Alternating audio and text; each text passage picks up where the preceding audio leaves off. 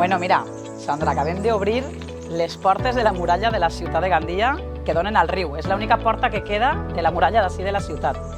I sempre la tenim tancada, la veritat. Jo crec que avui ho hem intentat. La tenim un poc vandalitzada, això també, que és una reflexió que hem de fer sobre el patrimoni de la ciutat, que és molta gent no valora i no aprecia els elements que tenim a la ciutat.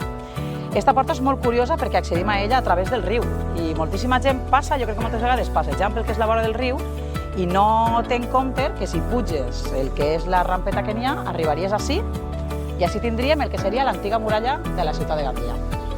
En principi, la porta en origen seria del segle XIV. Aquesta porta no és del segle XIV, s'ha anat modificant al llarg dels anys, s'ha canviat molt, però bueno, encara segueix quedant el detall. I realment ara dona accés al Museu Arqueològic, però en el seu dia seria un carrer que entraria i donaria recte cap a dins de la ciutat.